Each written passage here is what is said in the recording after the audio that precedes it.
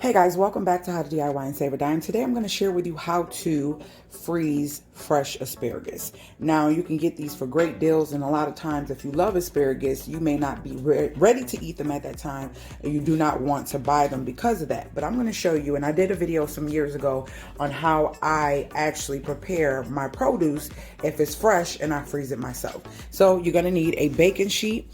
You can have a baking sheet with parchment paper.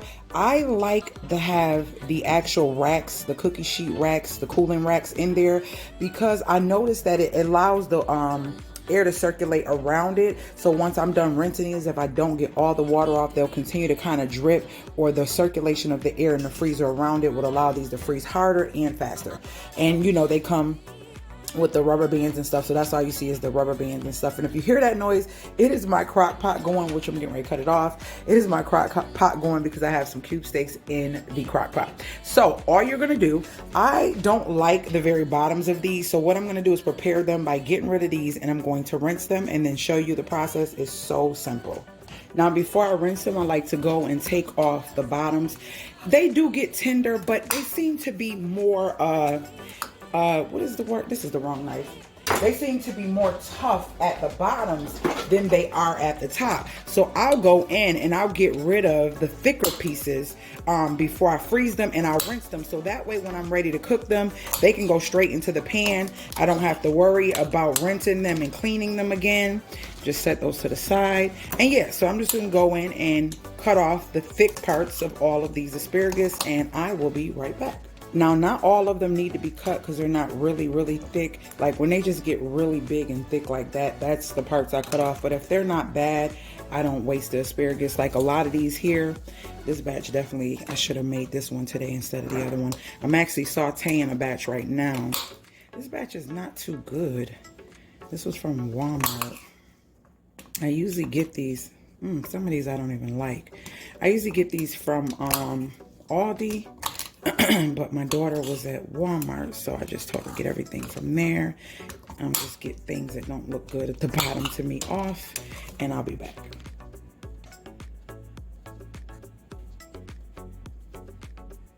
Gonna discard this.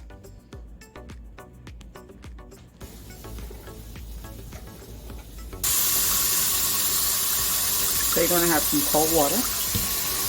You're gonna go in, and then you're gonna just nicely rinse the asparagus. You don't have to do a lot. Just nicely rinse it. Try to get all of them rinsed thoroughly. And let them drain.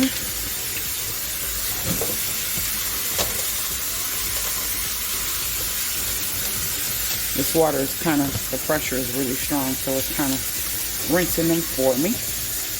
All right, so next step is, so as you see, I have a towel under here, so it's allowing the excess water to drain. So I'm going to pull this up like so, and I'm going to pat these, pat them and lay them on here. That's all I'm doing, is patting them and laying them. I may have to use 2 cookie sheets because I don't want them touching, because they are a little damp, and that water is what allows the actual the food, when you freeze it, to stick together.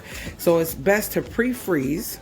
Once they get hard and freeze, then you take them out, put them in your bag of choice. And I usually reuse these. As a matter of fact, this is what the other asparagus was in that we ate yesterday. So yeah, you're just gonna pat them all dry and lay them flat so they're not I mean, they can touch, but you don't want to really pile them on here. So that way you can check them and kind of move them around so they're not sticking, because as they freeze, the water will evaporate. So that's a good thing, and kind of ice up. So that's good, but the less water, the better when you're freezing your produce. So that's what I'm going to do. Let me get these all on here and I'll be back. All right. So there you have it. This is what they look like. And I'm going to freeze these, and I would know once they get solid, like when you touch them, they're not bendable. They're like, you can tell they're frozen. And then that's when you take them and then you do the next step. So let's continue. Just set right in the freezer like this, nothing special. I have some boxes propping it up. So yeah, we'll be back when they're done. All right, guys, so this is the next step, and you're going to need your Ziploc bag, and we're going to take the asparagus out of the freezer. I actually just let them sit overnight. I usually don't let them sit that long. It's not a big deal, but look.